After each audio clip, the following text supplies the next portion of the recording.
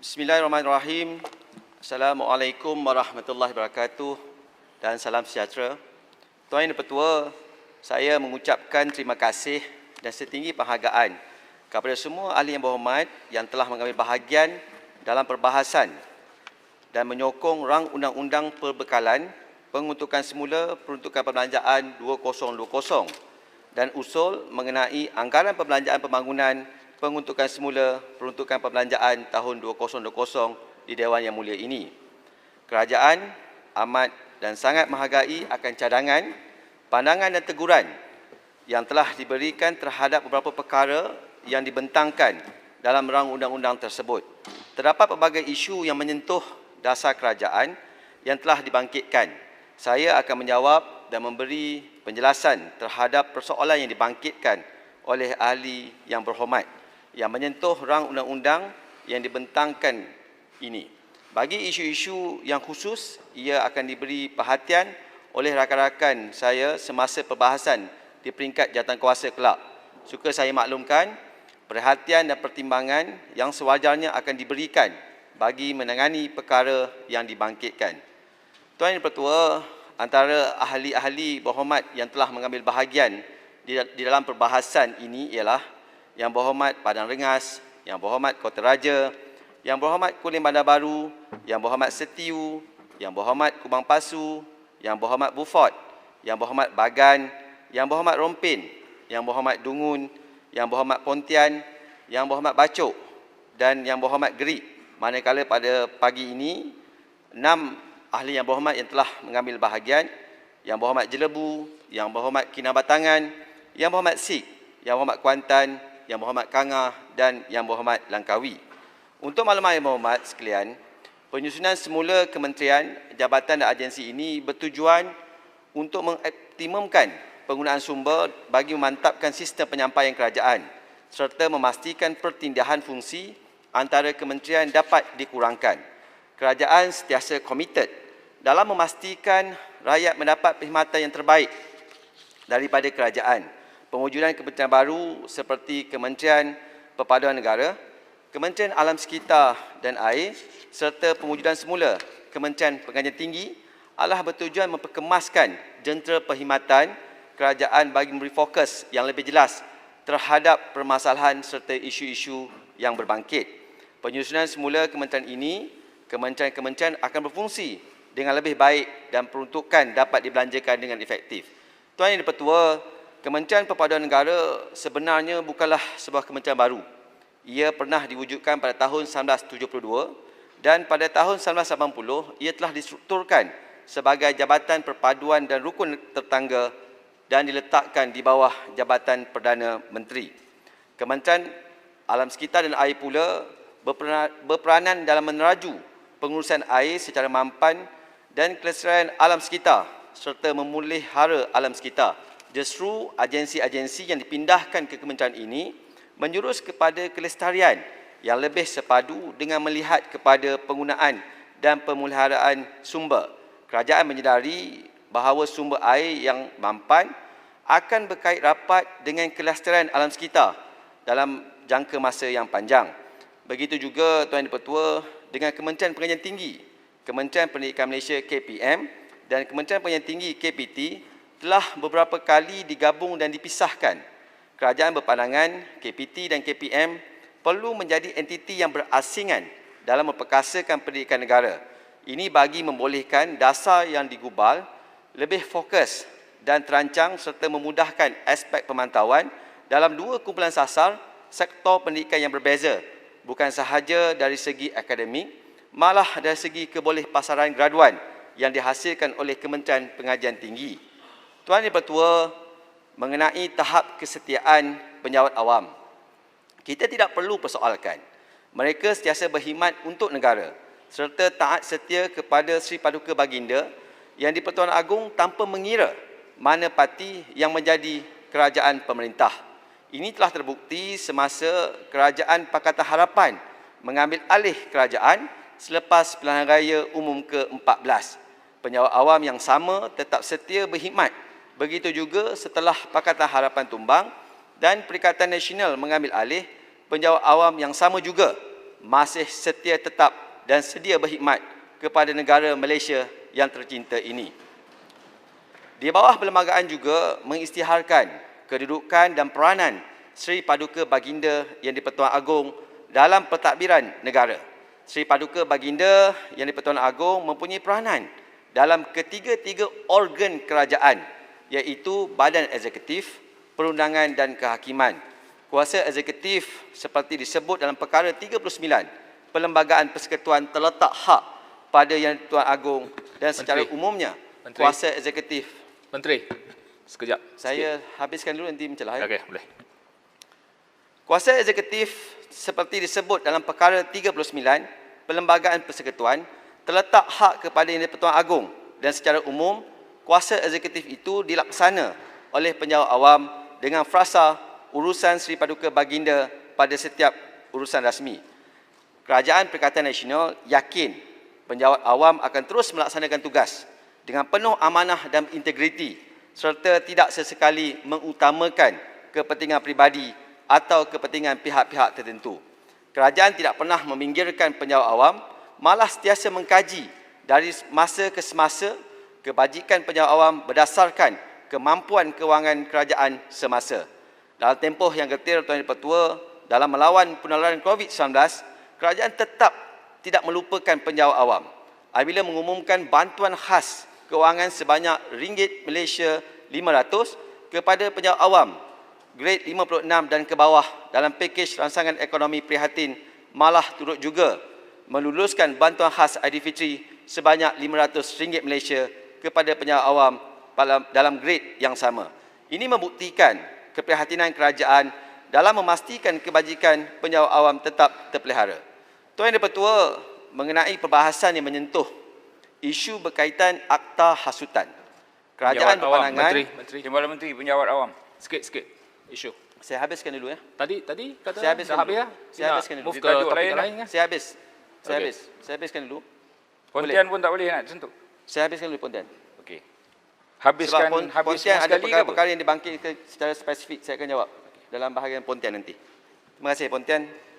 Terima kasih Bayan Baru. Mengenai perbahasan yang menyentuh isu akta hasutan, kerajaan berpandangan akta hasutan 1948 masih relevan dengan mengambil kira struktur masyarakat Malaysia yang terdiri daripada pelbagai agama dan bangsa. Penyebaran maklumat atau berita yang berunsur hasutan melalui media sosial yang tidak bertanggungjawab dalam kalangan rakyat Malaysia boleh menjadi keadaan ini lebih serius dan menjejaskan keselamatan dan ketenteraman awam. Oleh hal demikian, kerajaan juga berpandangan seperti mana pandangan Yang Berhormat Padang Rengas, akta ini perlu diperkemaskan selaras dengan perkembangan semasa, terutamanya penggunaan media sosial yang semakin meluas. Tuan Yang-di-Pertua, perpaduan antara kaum adalah sangat penting dalam memacu kemajuan sesebuah negara. Sri Paduka Baginda Yang di-Pertuan Agong adalah lambang perpaduan negara. Baginda ialah sumber kekuatan kepada kepelbagaian dan menjadi kemuncak kepada keadilan dan keseimbangan di antara warga Malaysia. Justru, kerajaan akan terus memainkan peranan penting sebagai peneraju perpaduan yang inklusif serta meningkatkan usaha penyatu paduan rakyat berbilang kaum bagi mengukuhkan integrasi dan semangat muhibah. Melalui perpaduan kaum, kestabilan ekonomi dan kecekapan pentadbiran Kerajaan Perikatan Nasional, negara akan terus maju di hadapan pada masa akan datang. Kerajaan yakin generasi muda akan menyokong penuh aspek-aspek perpaduan bagi memacu kemakmuran negara. Defisit kepercayaan antara kaum perlu dikurangkan agar Malaysia terus berkembang menjadi sebuah negara yang harmoni dan stabil. Rukun negara amat penting sebagai panduan dalam pembangunan negara dan perlu dihormati oleh semua rakyat Malaysia yang berjiwa patriotik dan cintakan tanah air haruslah menjunjung tinggi prinsip-prinsip rukun negara, kepercayaan kepada Tuhan, kesetiaan kepada raja dan negara, keseluruhan perlembagaan, kedaulatan undang-undang dan kesopanan dan kesusilaan. Tuan Yang-di-Pertua, saya ingin beralih kepada fasa yang kedua. Menteri. Silakan. Boleh ya? Terima kasih. Terima kasih Menteri. Kerana tadi Menteri berkata bahawa kerajaan ini adalah kerajaan Perikatan Nasional. Tetapi saya dengar bahawa komponen terbesar kerajaan sekarang iaitu Parti UMNO telah keluar daripada Perikatan Nasional. Jadi lepas itu baru-baru minggu lepas diumumkan bahawa Parti Bersatu ingin masuk Muafakat Nasional. Jadi sekarang apa nama sebenarnya kerajaan sekarang? Adakah kerajaan ini Perikatan Nasional atau kerajaan Muafakat Nasional atau kerajaan macam-macam? Kerana sekarang Yang Amat Berhormat Pagoh ada, kalau bolehlah bagi sedikitlah apakah nama sebenarnya Kerajaan Malaysia. Kerajaan sekarang. Ya, terima kasih. Timbalan Menteri berkaitan. Saya ingin maklumkan pada Bayan Baru bahawa ahli-ahli Parlimen UMNO tidak pernah keluar daripada menyokong Perikatan Nasional. Itu adalah faktanya. Dan tadi Yang Berhormat Timbalan Menteri ada menyebut tentang kementerian-kementerian, misalnya Kementerian Baru, Kementerian Perpaduan.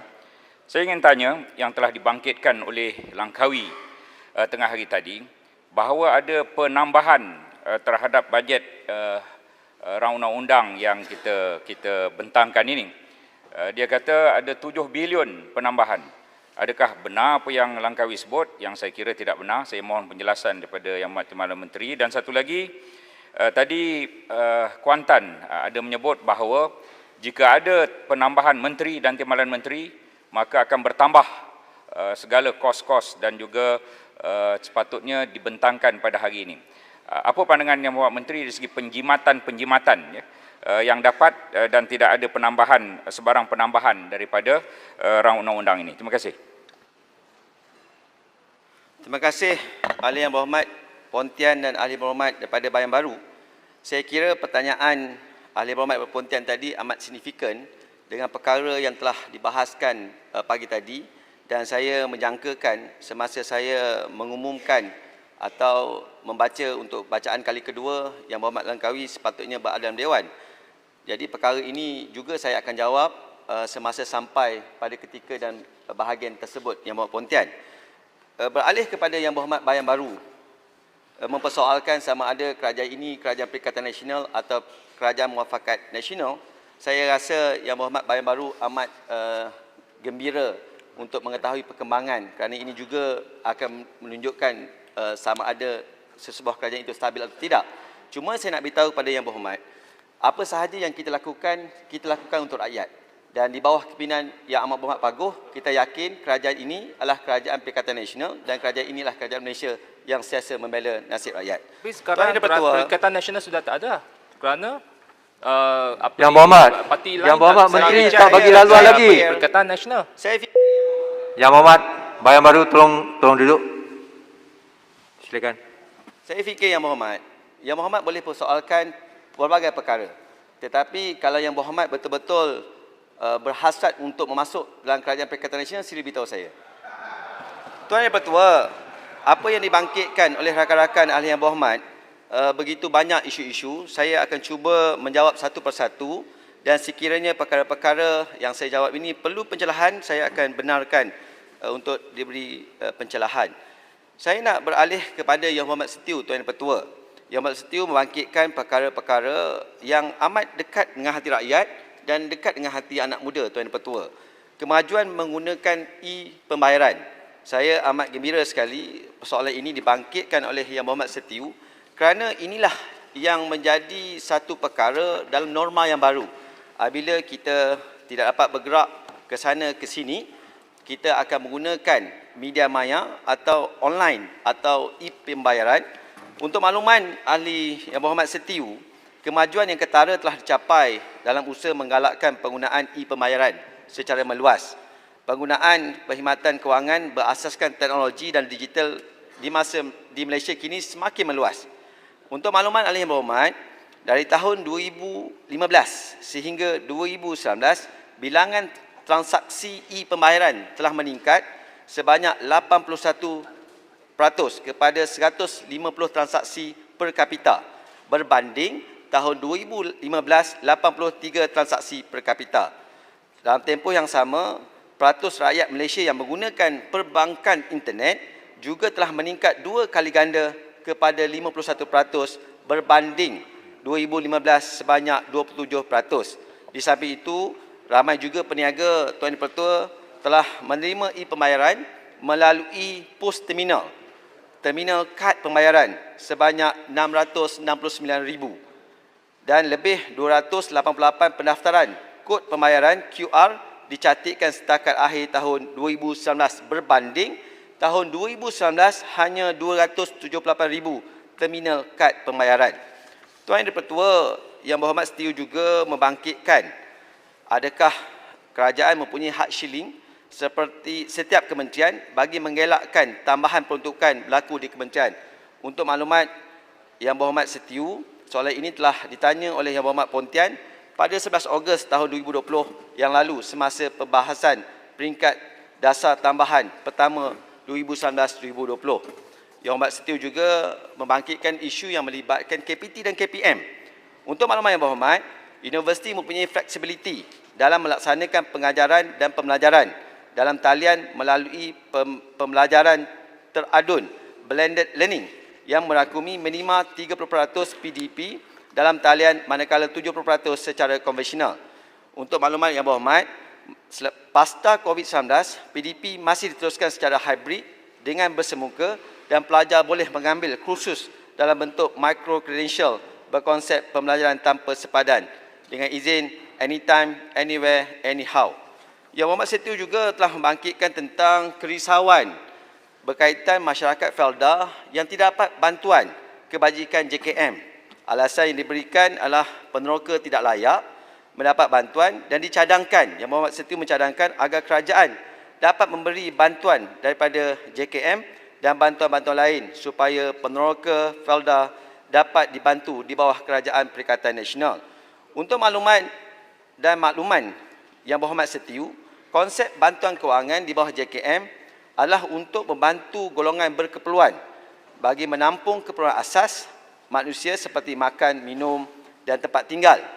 Bantuan JKM adalah bersifat sementara dan diberikan kepada mereka yang produktif dan tidak produktif untuk meneruskan kehidupan. Untuk maklumat ahli Yang Berhormat, bantuan JKM diberikan mengikut syarat dan kelayakan yang ditetapkan seperti warga negara Malaysia yang bermuastatin di Malaysia. Dan untuk maklumat Yang Berhormat, bantuan JKM adalah terbuka kepada semua rakyat Malaysia tanpa ada batasan kaum, agama dan bangsa mahupun kategori dan termasuk juga golongan peneroka. Kelulusan bantuan dibuat secara pertimbangan hasil siasatan dan menepati syarat dan kelayakan yang ditetapkan. Yang Berhormat setiu juga membangkitkan berapakah peratus insentif di bawah bajet 2020 yang telah dilaksanakan dan yang tidak boleh dilaksanakan. Dalam konteks RUU, penguntukan semula, perkara ini tidak melibatkan peruntukan dari pelbagai insentif belanjawan 2020, tidak terlibat dengan peruntukan semula dan disalurkan kepada kementerian yang terlibat berdasarkan unjuran keperluan aliran tunai.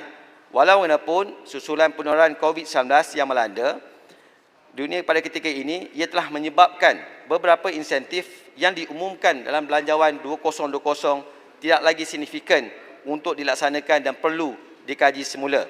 Sehingga kini, lebih 60% inisiatif belanjawan 2020 telah dan sedang dilaksanakan dan beberapa inisiatif terpaksa ditangguhkan dan dibatalkan akibat kekangan kerajaan dalam melaksanakan projek-projek infrastruktur yang besar pada ketika ini akibat Perintah Kawalan Pergerakan. Oleh hal demikian, Yang Berhormat, kerajaan akan sentiasa meneliti semula keperluan untuk melaksanakan projek-projek ini pada masa akan datang. Yang Berhormat setiu juga, Tuan Yang Dipertua, membangkitkan tentang isu yang melibatkan BRI, Belt and Road Initiative. Untuk makluman ahli Yang Berhormat, ia merangkumi dua komponen utama, laluan jaringan ekonomi laluan sutra dan laluan maritim kurun ke-21. Seperti mana yang telah dimaklumkan oleh Kementerian Perdagangan dan Industri beberapa minggu lepas di Dewan Mulia ini, setakat ini Kerajaan Malaysia dan Kerajaan RRC, Republik Rakyat China, masih belum memutuskan mana-mana projek di Malaysia dan di Republik Rakyat China untuk dikategorikan sebagai projek di bawah BRI antara kedua-dua negara. Ini adalah kerana persetujuan kedua-dua belah pihak perlu dicapai terlebih dahulu sebelum sesuatu projek atau program dapat diiktiraf sebagai projek BRI. Ahli Mohamad juga membangkitkan tentang bagaimana kerajaan sedia ada dapat memperkasakan belia akibat kesan daripada COVID-19. Untuk makluman Yang Berhormat, Kementerian dan Kerajaan sedar prihatin terhadap kebajikan dan beban kewangan yang dialami oleh rakyat Malaysia, terutamanya golongan belia dalam menghadapi kesan penularan COVID-19. Oleh itu, kerajaan melalui Kementerian Kewangan telah mengambil inisiatif khusus untuk belia, termasuk dalam prihatin dan penjana adalah seperti berikut. BPN peruntukan sebanyak 10 bilion merangkumi golongan belia berumur 21 tahun ke atas, bayaran tunai secara one-off RM200 kepada pelajar di institusi pengajian tinggi berjumlah RM270 juta Malaysia, penangguhan bayaran balik PTPTN sehingga 30 September 2020. Di samping itu, kerajaan juga bersetuju untuk menangguh balik bayaran pinjaman peminjam tabung pembangunan kemahiran PK untuk tempoh yang sama. Penyediaan program insentif pekerjaan bernilai 1.5 bilion untuk mendorong pengambilan pekerja di mana syarikat akan diberi insentif kewangan selama 6 bulan untuk menyediakan pekerjaan kepada golongan penganggur dan belia. Pemberian insentif untuk majikan yang menyediakan peluang pekerjaan melalui program perantis kepada lepasan sekolah dan graduan pada kadar RM600 sebulan. Penyediaan peruntukan sebanyak RM2 bilion bagi program latihan dan peningkatan kemahiran bagi golongan belia dan menganggur. Program-program yang disediakan merangkumi projek latihan dan penempatan, pelaksanaan kursus jangka masa pendek di institusi-institusi terpilih dan program keusahawanan. Di samping itu juga Yang Berhormat, program peningkatan kemahiran juga dilaksanakan oleh industri penting seperti industri elektrik dan elektronik serta teknologi maklumat dan komunikasi. Tuan Yang Pertua, Ahli Yang Berhormat Beaufort membangkitkan isu yang lebih khusus yang melibatkan bekalan air di Beaufort yang masih belum diselesaikan walaupun pembinaan loji rawatan air baru telah siap. Terdapat masalah yang dinyatakan adalah masalah sauk dan non-renew water dengan izin. Untuk makluman Ahli Yang Berhormat, projek pembinaan loji air dan pemasangan rangkaian paip di daerah Beaufort, Sabah dibiayai di bawah peruntukan pinjaman persekutuan telah dimulakan pembinaan pada 8 Mei tahun 2013 dengan kos projek sebanyak RM226 juta Malaysia dan siap sepenuhnya pada 22 Ogos 2017.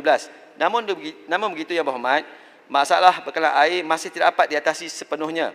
Ini berpunca daripada beberapa isu operasi dan penyelenggaraan yang perlu diselesaikan oleh Jabatan Air Negeri Sabah seperti berikut. Isu yang pertama, isu muka sauk yang cetek dan berlumpur setiap kali hujan menyebabkan air tidak dapat dipam ke loji baharu secara optimum. Perkara ini turut menyebabkan muka sauk tersumbat sekaligus menyebabkan operasi loji terpaksa dihentikan.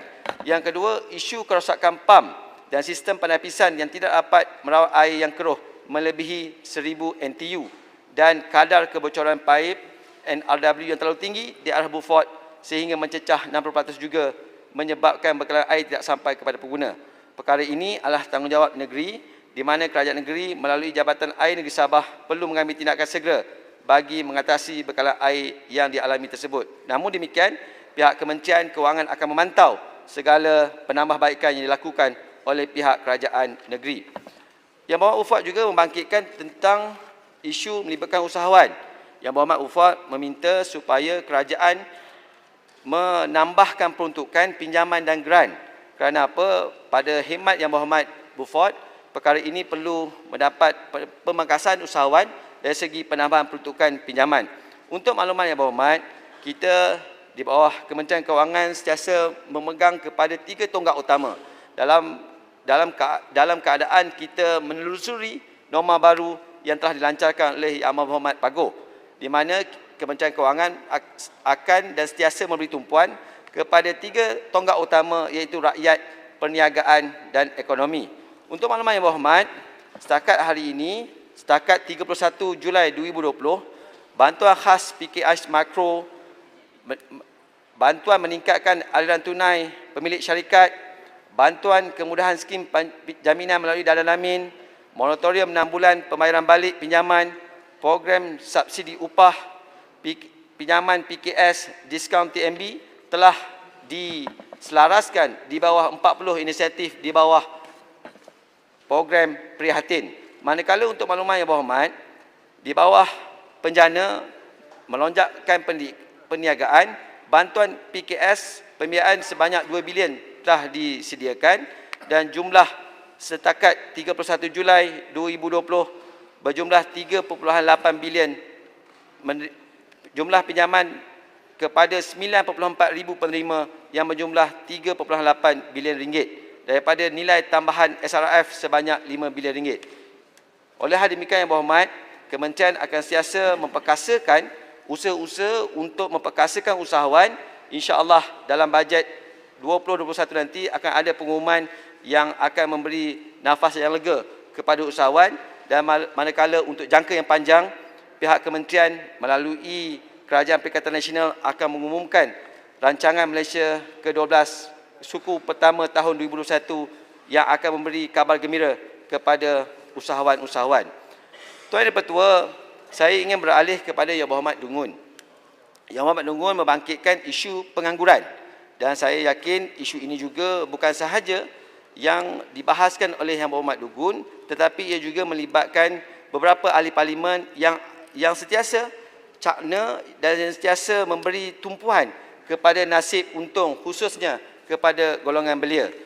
Suka saya nak menyatakan, Tuan dan Pertua, kadar pengangguran yang berlaku pada tahun 2018 hanya 3.3%.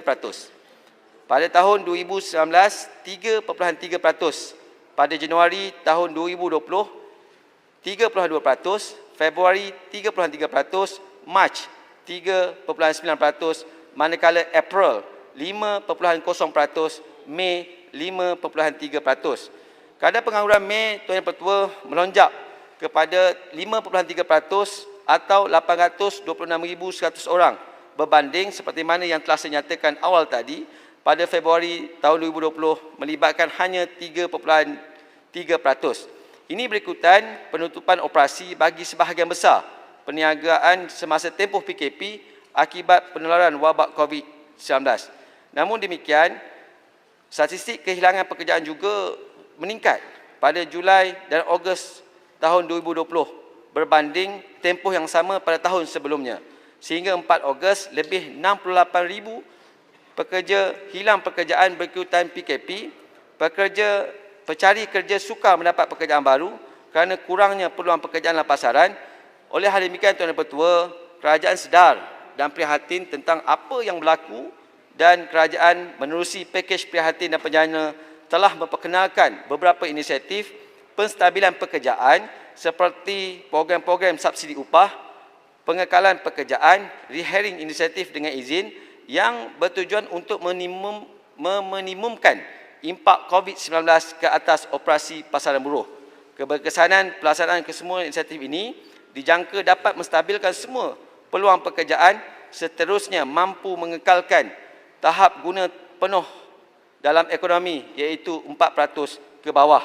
Oleh hal demikian, Tuan dan Pertua, saya ingin memaklumkan di Dewan Yang Mulia ini, selepas Mei tahun 2020 kita mencatat 5.3%.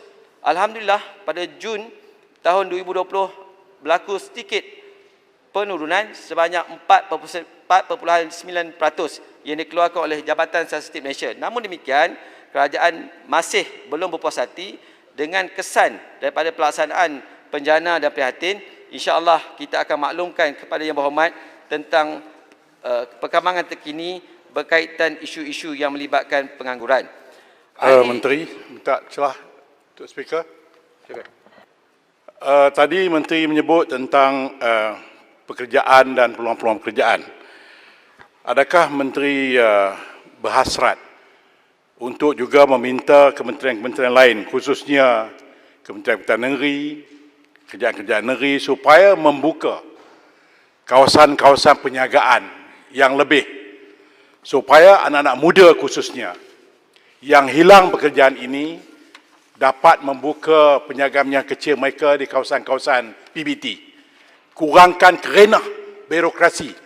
Nak buka kedai sampai 7-8 orang kena isi.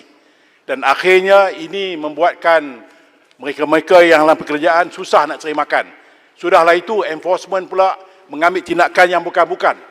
Jadi adakah Perdana Menteri pada sini sekarang ni melihat bahawa dalam keadaan yang amat gawat begini harus relaxkan sedikit apa juga urusan-urusan pentadbiran supaya semua orang boleh cari makan, tidak bergantung kepada bantuan kerjaan semata-mata, tetapi berusaha sendiri untuk membuka peniaga-peniaga kecil mereka di PBT.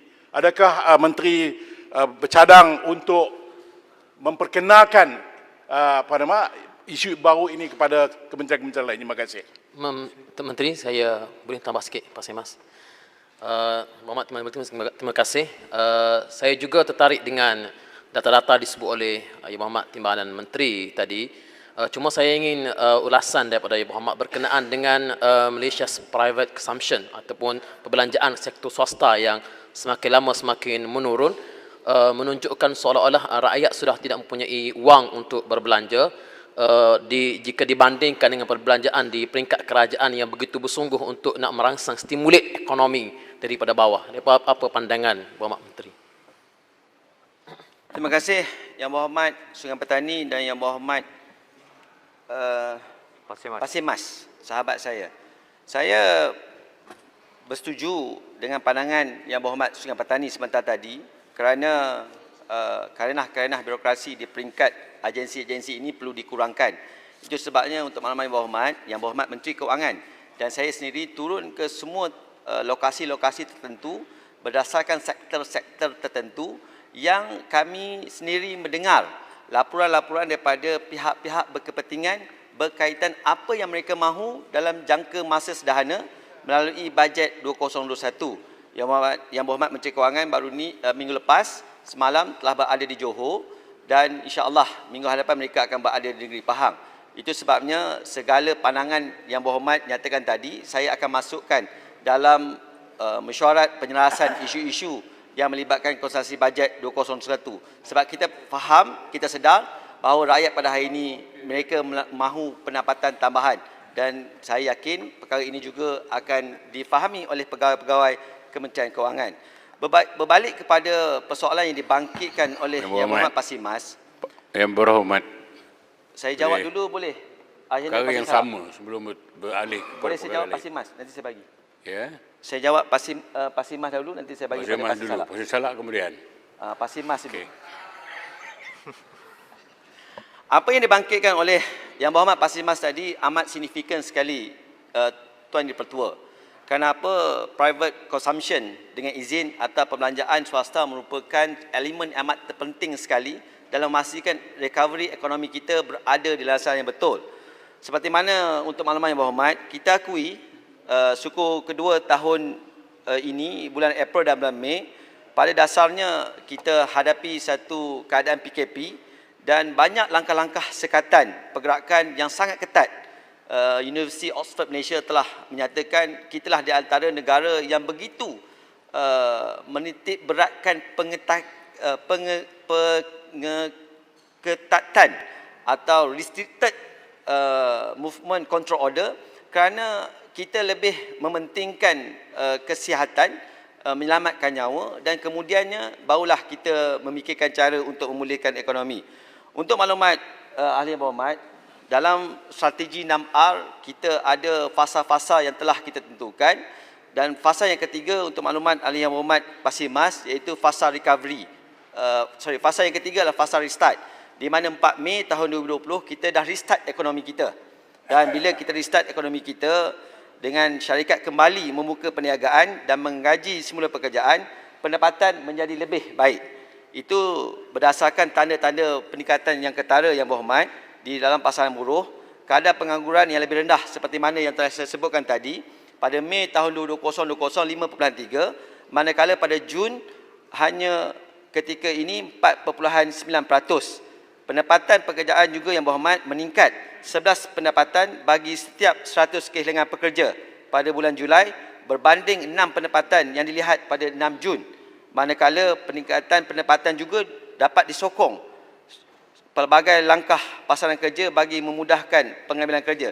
Kenapa saya sebut ini Yang Berhormat? Kerana kalau mereka tidak bekerja, kalau industri tidak berbuka, bagaimana mereka ingin mendapat pendapatan? Dan kalau mereka perlu dapat pendapatan yang tinggi, kerana mereka harus berbelanja yang saya sebutkan tadi, private consumption. Tetapi Yang Berhormat Pasir Mas, kita telah mengukuhkan banyak perkara-perkara, terutamanya bantuan perhatian nasional, pengeluaran KWSP akaun kedua, insentif cukai, dan kita lihat juga ada peningkatan Yang Berhormat, penjualan kereta penumpang pada bulan Jun berikutan pengurangan SST untuk kenderaan. Kalau Jun pada 2020 6.3%, tetapi nak dibandingkan dengan Mei tahun 2020 minus atau negatif 63.4%. Ini sebenarnya memberi satu indikator yang baik, kerana yang paling pentingnya adalah kita mesti meningkatkan profil perbelanjaan isi rumah, kerana inilah yang akan menyumbangkan kepada ekonomi pemulihan yang sedang kita lakukan. Untuk makluman Yang Berhormat, isi rumah berpendapatan pertengahan hingga tertinggi menyumbang sekitar 80% daripada jumlah penggunaan isi rumah, dijangka akan terus menyumbang kepada aggregate consumption spending.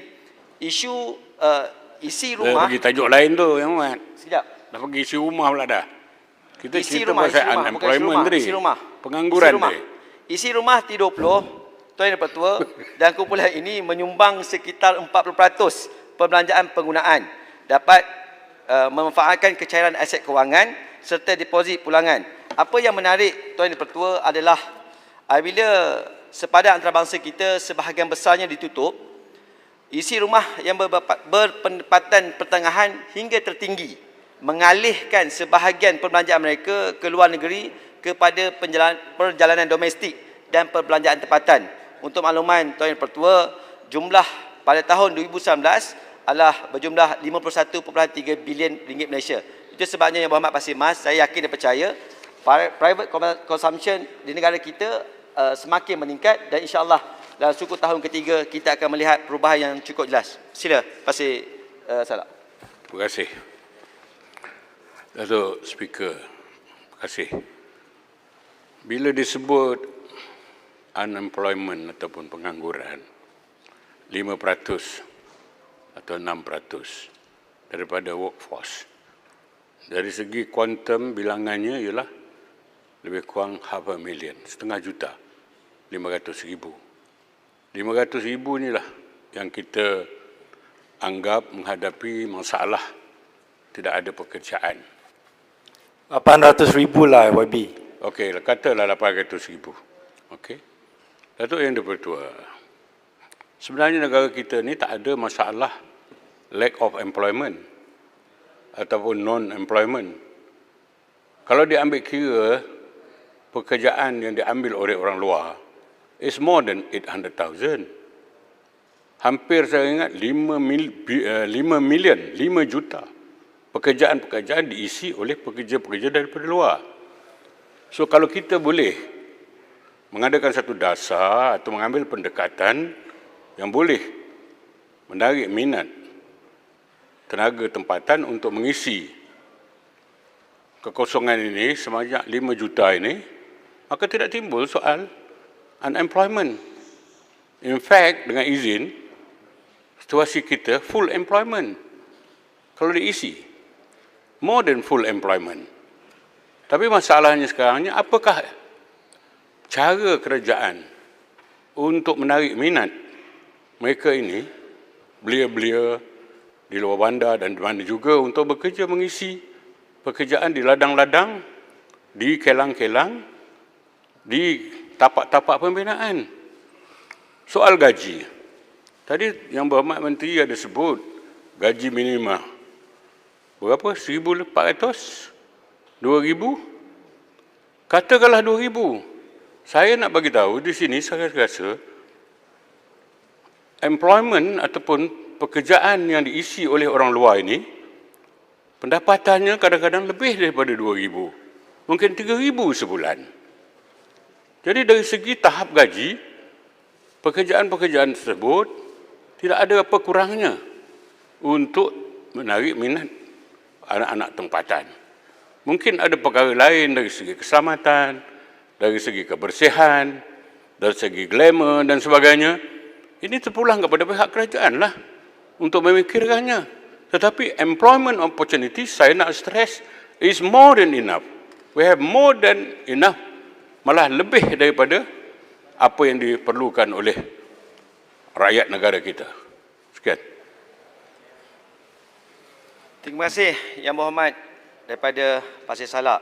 Yang Berhormat bangkitkan berkaitan kerisauan berkaitan jumlah pengangguran. Seperti mana yang saya sebutkan tadi, jumlah pengangguran semasa kita mengumumkan bajet 2020 adalah 3.3% Yang Berhormat. Dan ketika ini pada Mei tahun 2020 5.3%. Dan ada pengurangan menjadikan 4.9% pada Jun 2020. Tetapi perkara-perkara ini sebenarnya Yang Berhormat, kerana kita kena faham Yang Berhormat Pasir Salak, pengangguran disebabkan beberapa faktor. Bukan sahaja jumlah pekerjaan yang telah disediakan oleh agensi swasta atau agensi kerajaan, tetapi ada perkara-perkara yang begitu signifikan, terutamanya mismatch yang juga telah dibangkitkan oleh ramai ahli Yang Berhormat, dan saya juga fikir ini perkara juga yang telah dibincangkan di peringkat Kementerian Sumber Manusia dan Kementerian Pendidikan Tinggi. Yang keduanya, saya bersetuju Yang Berhormat berkaitan foreign labour. Apabila kita mendapat pengajian daripada pekerja-pekerja daripada warga asing, untuk makluman Yang Berhormat, kajian yang dibuat oleh EPF atau KWSP, perbezaan gaji di antara rakyat Malaysia dengan rakyat atau warga asing, kalau kita menggajikan rakyat Malaysia dengan sekian harga, tetapi kalau kita mengambil foreign labour ini, dia dapat pengurangan lebih kurang 14%. Itu sebab Yang Berhormat, dalam Prihatin Nasional dan Penjana, kita melakukan 3 perkara asas untuk memastikan impak COVID-19 ini tidak tertumpu sepenuhnya kepada pasaran buruh. Yang pertama, seperti mana yang saya sebutkan tadi, program subsidi upah yang telah diperkenalkan melebihi 15 bilion ringgit Malaysia. Setakat 13 Julai 2020, 2.6 juta individu mendapat kesan daripada program subsidi upah, dan setakat 24 Julai 8.9 bilion telah dibelanjakan. Untuk makluman Yang Berhormat juga, Kementerian melalui Penjana telah menyediakan program reskilling dan upskilling sebanyak 2 bilion ringgit telah diperuntukkan bagi memastikan perkara-perkara yang saya sebutkan tadi, mismatch tadi, dapat disesuaikan dengan modal insan yang kita ada dalam keperluan pekerjaan. Akhirnya Yang Berhormat, 1.5 bilion kita bagi kepada program insentif pengambilan pekerjaan yang sudah pastinya ia akan memberi kesan kepada anak-anak muda, terutamanya lepasan sekolah. Untuk makluman Yang Berhormat, kita sentiasa meletakkan satu iltizam untuk memastikan anak-anak muda khususnya akan mendapat pembelaan di bawah Kerajaan Perikatan Nasional. Saya nak beralih kepada Ahli Yang Berhormat Pontian, Tuan Yang Di-Pertua. Ahli Berhormat Pontian membangkitkan isu... Yang Berhormat, sikit Yang Berhormat, tentang anak-anak muda. Izinkan saya tanya satu soalan. Tak mengambil bahagian. Satu soalan tentang anak muda. Saya bagi nanti, mana Jelutong kat sini? Ya, terima kasih. Saya ingat belakang. Saya tak bagi lagi. Kalau kerajaan begitu prihatin tentang anak-anak muda, bolehkah saya cadangkan supaya saman-saman yang dikeluarkan terhadap anak-anak muda yang tidak memakai pelitup muka itu dikurangkan sekaligus, ataupun kerajaan menghapuskannya untuk menunjukkan keprihatinan kerajaan Perikatan Nasional. Kalau benar Perikatan Nasional benar-benar mengambil berat tentang kebajikan anak muda. Terima kasih. Tuan Yang Di-Pertua, ini perkara yang saya sebagai anak muda dan Yang Berhormat Jelutong juga dahulunya muda, harus mengambil iltizam dan memahami setiap apa yang telah dinyatakan. Isu pengangguran ini isu yang dekat dengan anak muda. Isu ini adalah isu yang sentiasa menjamin kesinambungan kepimpinan negara dan ekosistem pekerjaan dalam negara Malaysia. Itu sebabnya kita lakukan program subsidi upah Yang Berhormat Jelutong sebanyak 2.6 juta lebih yang telah saya sebutkan tadi, memberi kesan, dan kuantum yang dapat itulah anak muda. Kalau hanya mengurangkan charge pelitup muka, seolah-olahnya kerajaan amat prihatin, saya kira itu adalah perkara yang amat-amat kecil dan sangat-sangat isolated case dengan izin. Tuan Yang Pertua, Yang Berhormat Pontian bangkitkan isu meminta kerajaan untuk naikkan gaji minima penjawat awam dari 1,200 kepada paras kemiskinan PJK yang baru, iaitu RM2,208 Malaysia. Kerajaan mengambil maklum cadangan menaikkan gaji minima kaki tangan awam agar sama dengan pendapatan garis kemiskinan seperti mana yang telah saya sebutkan tadi. Untuk makluman ahli yang berhormat dan ahli Dewan Yang Mulia ini, PJK bukan merujuk kepada gaji individu. Ia merujuk kepada pendapatan isi rumah. Setiap tahun kerajaan telah menyediakan 80 bilion ringgit Malaysia bagi menampung gaji dan gaji dan allowance kepada 1.6 juta penjawat awam. Jumlah ini merupakan 33% daripada keseluruhan peruntukan perbelanjaan mengurus persekutuan. Gaji minimum penjawat awam grade 11 sebanyak RM1,200. Yang Berhormat. Sekejap je lebu, saya habiskan dulu. Adalah tidak termasuk allowance tetap yang dianggarkan sejumlah RM595 Malaysia sebulan minimum. Justru pihak kerajaan akan sentiasa melakukan kajian penambahbaikan yang akan mengambil kira kemampuan kerajaan dari semasa ke semasa. Sila je lebu. Yang Berhormat. Boleh. Yang Berhormat, tadi Yang Berhormat jawab pasal soal menaikkan gaji minima penjawat awam. Ini gaji minima 1,200 ni Yang Berhormat, yang sekarang ni. Pada berapa bulan itu, dalam sesi Menteri Agama ada naikkan allowance guru kafar ni Yang Berhormat. Naik ke 100 jadi 1,000. 1,000 ni Yang Berhormat tak sampai lagi ke gaji minima sekarang, 1,200. Termasuk allowance pembantu masyarakat kemas, termasuk ketua kampung. Saya minta pandangan Yang Berhormat tentang yang tak sampai 1,200 ni lagi. Macam mana Yang Berhormat? Terima kasih Ahli Berhormat daripada Jelebu. Makluman dan pandangan Yang Berhormat Jelebu saya kira juga bersesuaian apabila pihak Kementerian Kewangan sedang melakukan konsultasi bajet 2020 dan sudah pasti pandangan Yang Berhormat tadi saya sendiri akan masukkan dalam mesyuarat tersebut untuk dibincangkan agar rakyat Malaysia sentiasa terbela di bawah kerajaan Perikatan Nasional. Yang Berhormat Pontian juga bangkitkan isu berkaitan projek kecil yang berjumlah hanya 4 bilion dan pada pandangan Yang Berhormat Pontian jumlah ini terlalu kecil dan perlu penambahan sebanyak 6 bilion ringgit lagi menjadikan jumlah 10 bilion. Untuk makluman Yang Berhormat, insya-Allah hari esok Yang Berhormat Menteri Kewangan akan membentangkan rang undang-undang langkah-langkah sementara bagi pembiayaan kerajaan penyakit coronavirus 2019 COVID-19 pada 18 dan 24 Ogos. Saya minta Yang Berhormat bangkitkan perkara ini kerana ia juga akan dibahaskan dan dibentangkan pada tarikh yang telah saya nyatakan tadi. Timbalan Menteri, terima kasih atas kenyataan itu. Saya ada menyebut 5 perkara tentang penjawat awam. YB baru menjawab 1. Antaranya allowance utility kepada penjawat awam bekerja di rumah, skim sistem saran baru, kenaikan gaji minima. Yang ketiga, kebajikan 1 KGT khas yang diminta oleh QPEX. Yang keempat, nasib pegawai-pegawai kontrak yang tidak dapat pinjaman perumahan dan juga pinjaman kenderaan. Dan yang kelima ialah skim berpencen diteruskan dan bukan ikut apa saranan kerajaan PH sebelum ini. 5 perkara, kalau tidak dapat jawab sekarang, beri jawapan bertulis. Dan saya ucap terima kasih kepada Yang Berhormat Timbalan Menteri Kewangan yang memberi jawapan bertulis. Rupa-rupanya, saya nak maklum pada ahli-ahli yang berhormat di sini, ada 8 SOP, 8 prosedur hendaklah dibuat oleh lembaga hasil dalam negeri sebelum membawa seseorang ke mahkamah. Malangnya, untuk diri saya, 1 prosedur pun tak dibuat. Itu nak dimaklumkan. Terima kasih.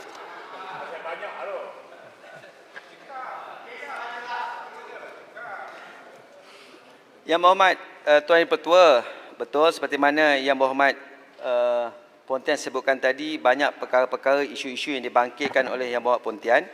Untuk makluman Yang Berhormat, seperti mana yang saya sebutkan tadi, ini hanyalah rang undang-undang penguntukan semula yang kita lakukan akibat perubahan kerajaan dan pembentukan kabinet baru dan kementerian baru. Sudah pasti pandangan-pandangan Yang Berhormat ini kita telah salurkan kepada pihak atau Sekretariat Belanjawan 2021 untuk pertimbangkan cadangan daripada pihak QPED yang melibatkan 1.6 juta penjawat awam.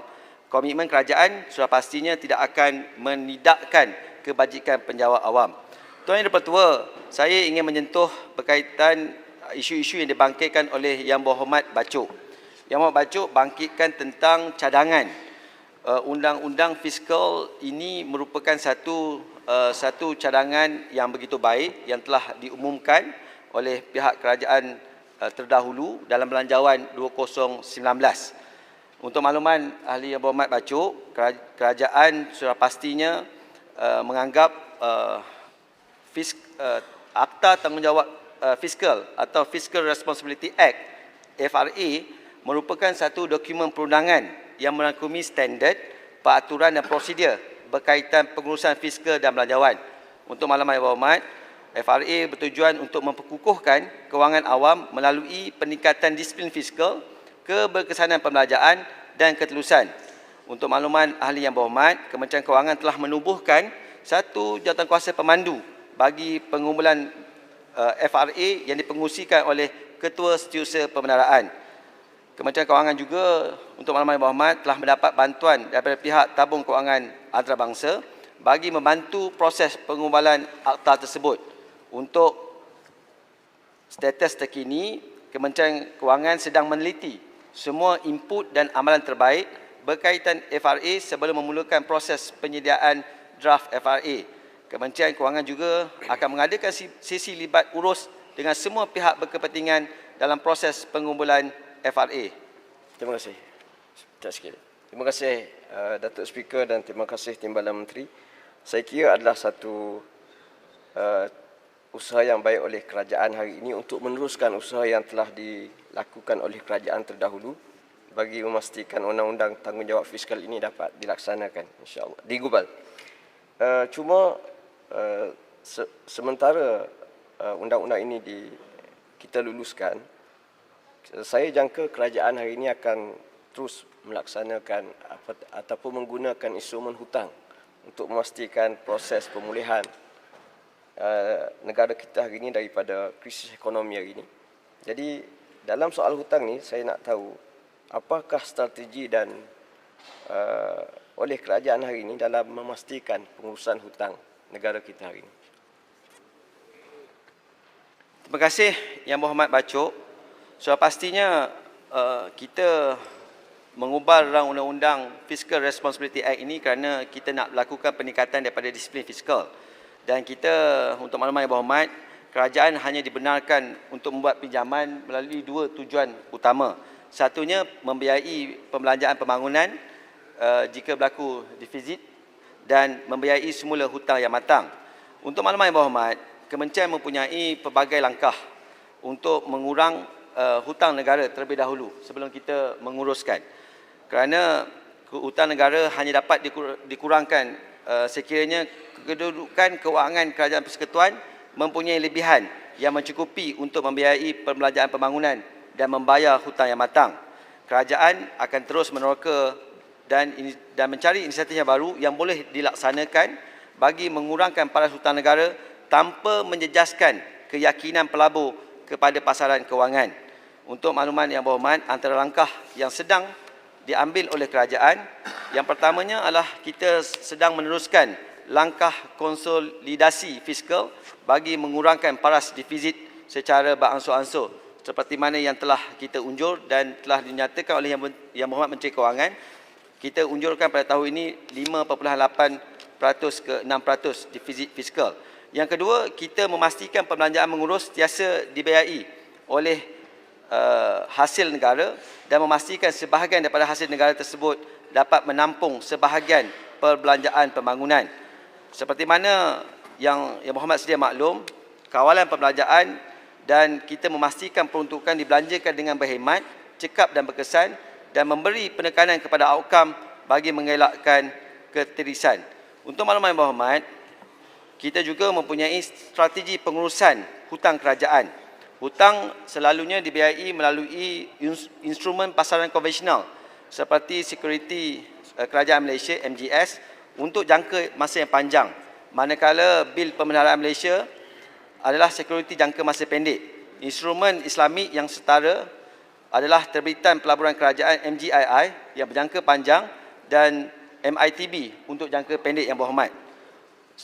Pengurusan hutang kerajaan bertujuan untuk minimumkan kos pembiayaan jangka sederhana dan panjang, dan apa sahaja yang kita lakukan yang berhormat, sekiranya kita melakukan pinjaman, kita tidak akan sewenang-wenangnya melakukan pinjaman tanpa kita melihat aliran tunai semasa pihak kerajaan. Silakan. Terima kasih Datuk Yang Ketua dan terima kasih kepada Timbalan Menteri. Berkenaan dengan hutang ini, kita lihat hutang ini berpunca daripada perbelanjaran dan juga hasil. Jadi adakah kerajaan mempertimbangkan untuk windfall tax yang sebelum ini dilakukan untuk industri sawit, dan sekarang walaupun dengan COVID-19 industri-industri tertentu telah dapat keuntungan yang luar biasa seperti glove making industry. Adakah kerajaan akan pertimbangkan windfall tax untuk industri-industri seperti ini? Sekian.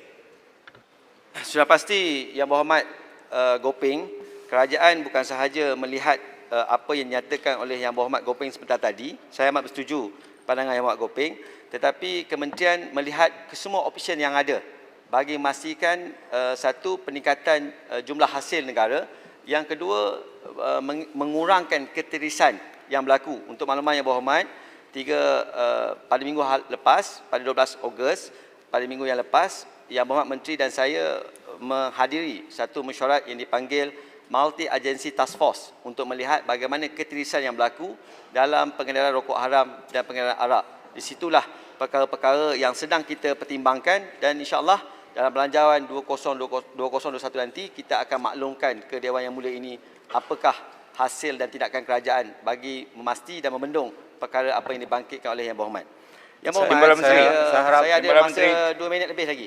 Ya, saya nak pergi kepada Saya harap Menteri boleh jawab dengan jelas. Yes or no saja. Boleh tolong adakah jawab dipertimbangkan soalan windfall tadi, tax Menteri? untuk glove counter? Tadi saya dah sebut tadi Yang Berhormat. Yes or no?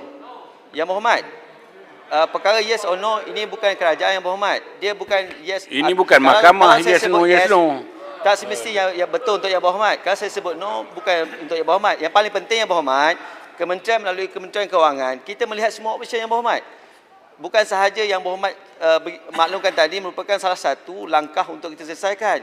Itu sebabnya kita mempunyai dasar yang luas dan kita sentiasa melihat apa yang dilakukan oleh pentadbiran yang terdahulu. Yang bagus kita teruskan Yang Berhormat, dan yang tak bagus kita akan lakukan pengubahsuaian. Dan apa yang paling penting, rakyat. Saya nak bangkitkan Yang Berhormat, Menteri, tidak perlu ada cukai baru ini, sebab kerajaan lepas ada 8 cukai baru dan 3 kenaikan cukai. Dah cukup banyak dah kerajaan lepas membebankan rakyat. Dibuang 1 GST, dia tambah 8 cukai baru dan naikkan 3 cukai. Saya rasa tak perlu lagi cukai lain. Saya, yang paling penting Yang Berhormat, apa sahaja yang kita lakukan Yang Berhormat Pontian, yang paling pentingnya untuk rakyat. Dan saya nak pergi kepada, sebab saya daripada sekolah lagi saya amat suka kepada gaya Yang Berhormat Kotaraja.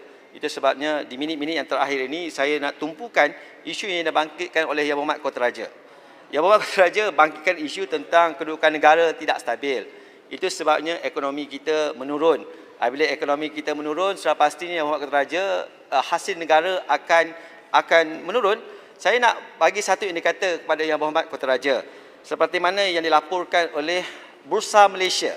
Untuk maklumat ahli Yang Berhormat Kotaraja, untuk tempoh 9 Mei 2018 sehingga 29 Februari tahun 2020 pasca pilihan umum ke-14, indeks FBM KLCI merudum sebanyak 19.7%, ditutup pada 1482.64 pada 28 Februari tahun 2020 berbanding 1846.51 pada 8 Mei tahun 2018. Pada tempoh yang sama, permodalan pasaran market capital jatuh 15.1% kepada 1.59 triliun ringgit Malaysia pada 28 Februari 2020 berbanding 1.87 triliun ringgit Malaysia pada 8 Mei 2018. Yang Berhormat Kotaraja, di bawah pentadbiran kerajaan sekarang, walaupun Malaysia dan negara-negara lain menghadapi pelbagai cabaran berikutan pandemik COVID-19 dalam tempoh 1 Mac hingga 14 Ogos, FBM KLCI meningkat atau mengukuh sebanyak 5.5% di mana indeks berada di 1564.59 mata pada 14 Ogos 2020. Pemodalan pasaran Yang Berhormat Kota Raja meningkat 5.0% kepada 1.67 trilion pada 14 Ogos 2020 berbanding 1.59 trilion ringgit Malaysia pada 28 Februari 2020. Apa yang penting ahli-ahli Dewan Yang Mulia ini, pada 9 Mac 2020 setelah lebih setahun setengah pasca pilihan raya umum ke-14 dan juga disebabkan impak COVID-19 dan harga pasaran minyak antarabangsa jatuh mendadak, FBM KLCI telah menurun ke 1,219.72. FBM KLCI tidak pernah merudum ke paras serendah ini dalam tempoh 11 tahun pada 19 Mac 2020. Yang Berhormat Timbalan Menteri. Meskipun begitu, Yang Berhormat, keupayaan kerajaan, sekejap, saya bagi simpan renggam. Okey. Meski begitu pun, keupayaan kerajaan dan rakyat Malaysia dalam menangani COVID-19 dengan cara yang holistik dan berkesan, seperti pakej ransangan prihatin dan bejana, telah membantu meningkatkan keyakinan pelabur. FBM KLCI telah pulih dan meningkat ke 1,611.42 pada 29 Julai 2020.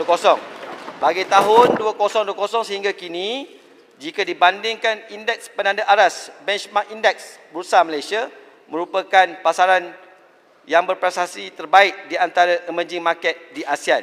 Untuk makluman Yang Berhormat Kota Raja, antara faktor yang meningkatkan keyakinan pelabur asing adalah kepastian mengenai pendapatan negara, prestasi pasaran dan pertumbuhan ekonomi dan kestabilan politik.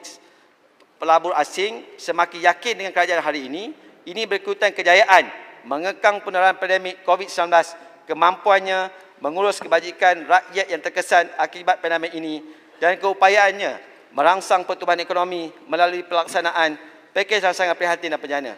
Saya benarkan Yang Berhormat Kota Raja kalau nak bertanya. Tak ada Kota Raja. Ya, Tuan Saya Betul. berenggam. Saya ada berapa lama masa? Tolong Saya ringkaskan berenggam. dan habiskan. Saya ada berapa lama lagi masa? Pohon Saya ada banyak. Timbalan Menteri jawab minit. Kuantan. Yang Berhormat 2 Timbalan minit. Menteri. Yang Berhormat, 2 minit. Ya, Yang Berhormat Timbalan Menteri. Kuala Selangor Yang Berhormat Timbalan Menteri. yang di-Pertua. Tak. Mike. Yang Berhormat Timbalan Menteri. Takkanlah Timbalan Menteri buat kenyataan lepas tu tak benarkan kita jawab balik. Okey.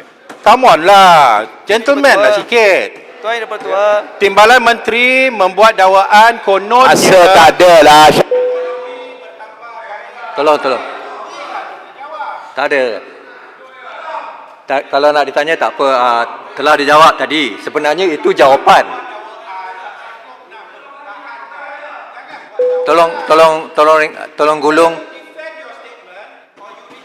Yang Berhormat, tolong. Yang Berhormat Menteri, Timbalan Menteri, 2 minit sila gulung. Tuan Yang Dipertua, Pohon Timbalan Menteri jawab Kuantan ya. Tuan Yang Dipertua. Pohon jawab Kuantan ya Datuk sebab Speaker. saya Datuk Timbalan Menteri Speaker. kata nak jawab bila tiba masa Datuk tadi. Speaker. Tuan Yang Dipertua, yang paling pentingnya adalah sebarang ahli parlimen yang membangkitkan isu, bila saya minta Yang Berhormat Kota Raja bangun, Yang Berhormat Kota Raja tidak berniat untuk bangun dan saya yakin dia faham apa yang saya sebut dan dia tahu tentang prestasi ekonomi negara sedang meningkat dan berada dalam positive outlook. Tuan Yang That Dipertua, is not based on the actual Tuan Yang Dipertua, economic saya report. bersetuju. Hari ini pun saham jatuh. Syalam jangan sibuk lah Syalam. Jatuh. Share market saja. Tuan Share Yang Bertua. market orang jual beli. Ianya bukan Yang Berhormat merupakan Syalam. keadaan Ya ekonomi. Syalam sibuk Jangan Raja salah. untuk Kota Raja buat apa? Syalam Ekonomi duduk je. Alright.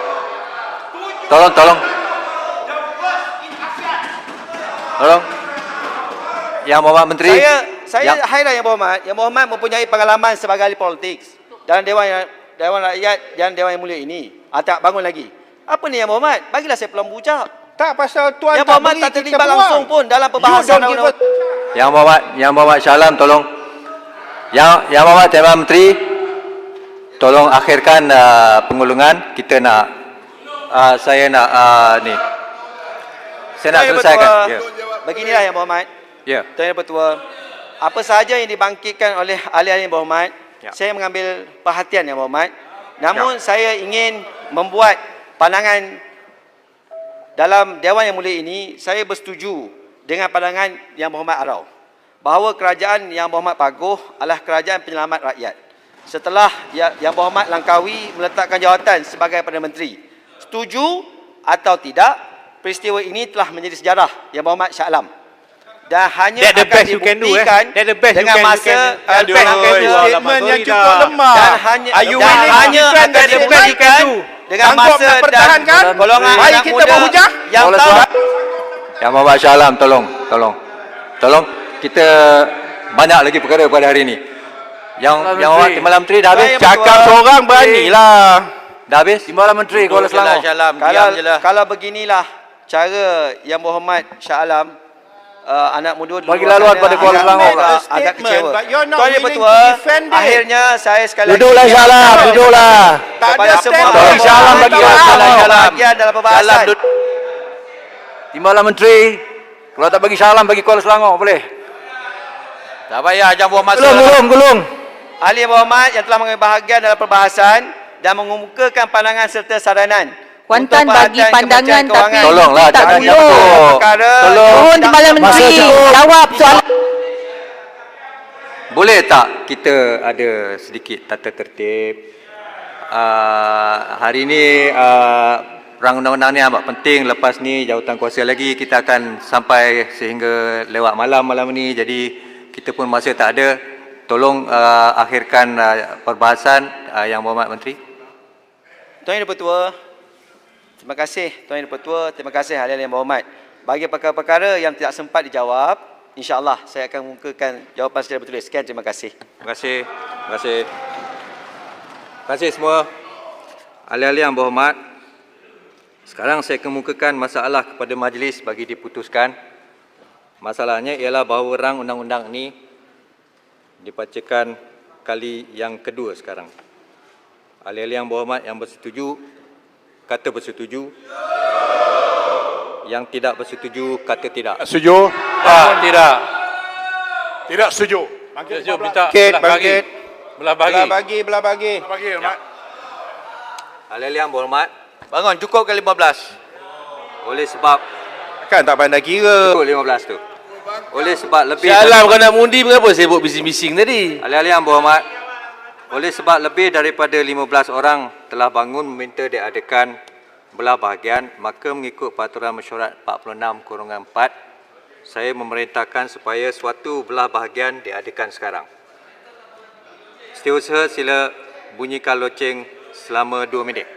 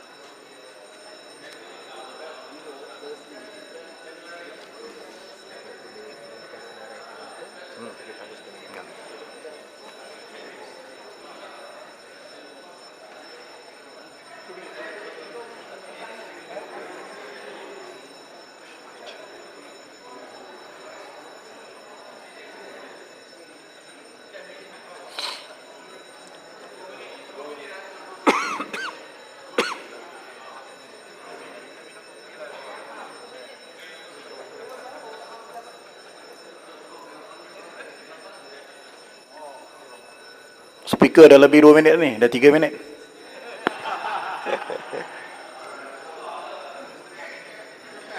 Dulu zaman dia orang 10 minit. Tunggu Menteri Pelancong masuk. Daman Sarah nak tergolek dulu. Apalah.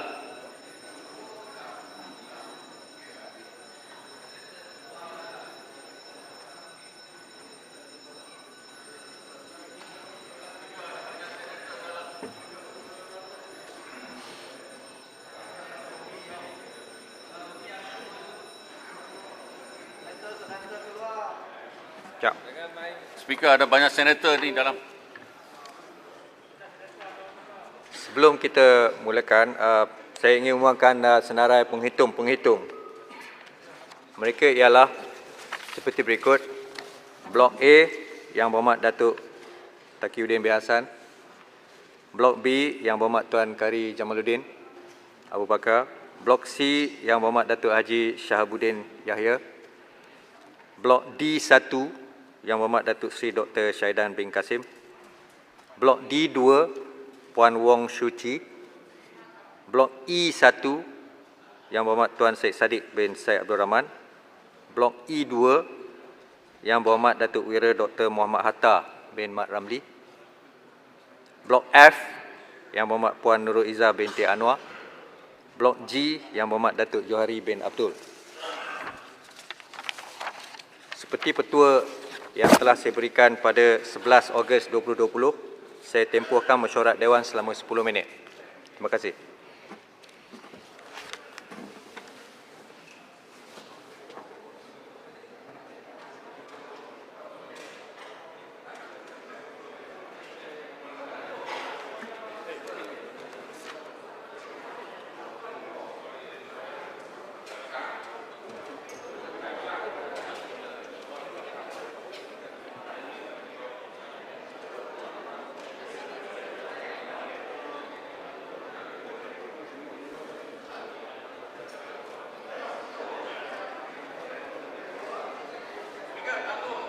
Tangguh speaker. Just tak cukup orang. Speaker tak boleh tangguh speaker. Tak boleh tangguh. Hang parlimen. Tangguh macam mana? Wah. Speaker mana speaker? Orang tak cukup ke? Kenapa tangguh? Mana boleh tangguh Dewan macam tu? Tak perlu ada parlimen. Macam mana boleh tangguh? Tak pernah lah, tak pernah. Parlimen tak cukup. Tak payah ada parlimen lah macam tu. Tak pernah buat lah. Kira terus lah. Kenapa tangguh? Kira terus lah. Kata undi. Norma baru tidak sah. Sebab parlimen ditangguh. Tak, norma baru. Undi Macam ini mana tidak speaker sah boleh tangguh Dewan? kalau dibuat dalam masa parlimen ditangguh. Saya harap speaker faham. Speaker pergi tandas lah. Speaker, you cannot hijack the parliament, Undi ini speaker. tidak sah. Undi sekarang. Speaker cannot hijack the parliament. Apa Saya yang harap tangguh? speaker faham. Ini perkara asas. Yang Berhormat Pago. Cannot happen. Yang Berhormat Pago. What is happening? Yang Berhormat Pago. Ini tidak adil. Macam mana? You cannot hijack the parliament. You cannot hijack parliament.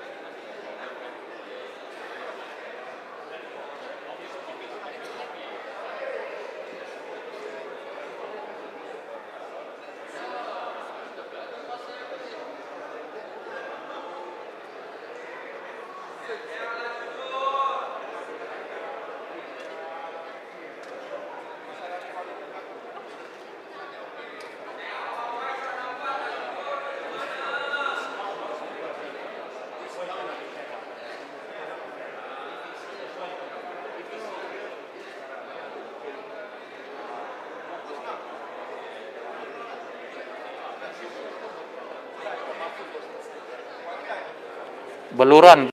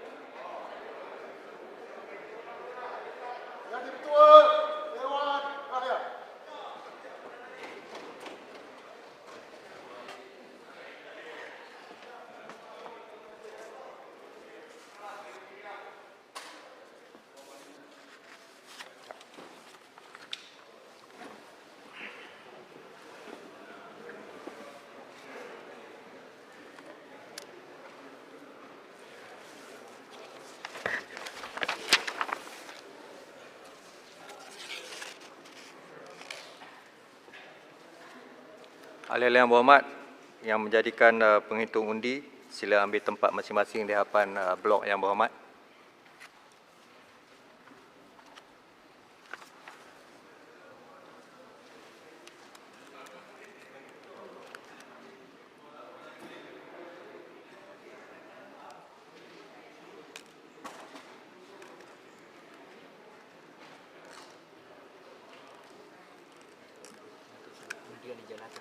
Ya. Undian dijalankan sekarang.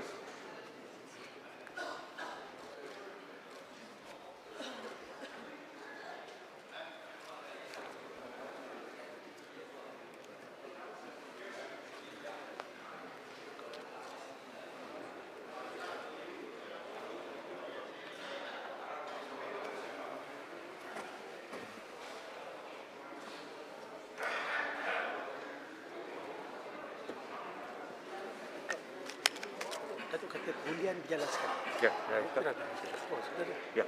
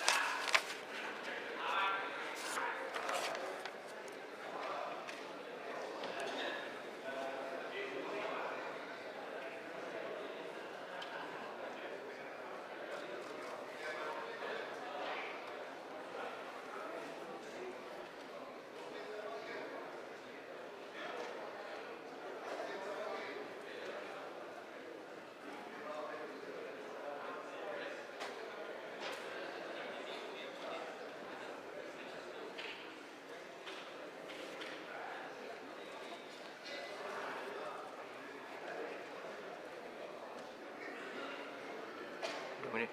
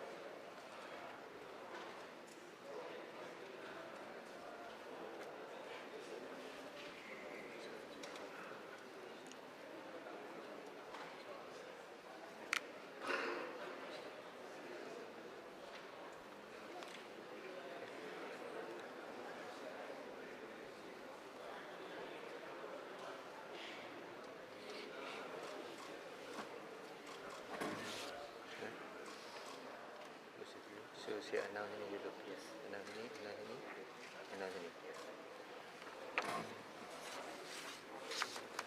Ahli-ahli yang berhormat, keputusan undian adalah seperti berikut. Yang bersetuju 111, yang tidak bersetuju 106, dan tidak hadir ialah 5. Oleh itu, rang undang-undang tersebut dipersetujukan.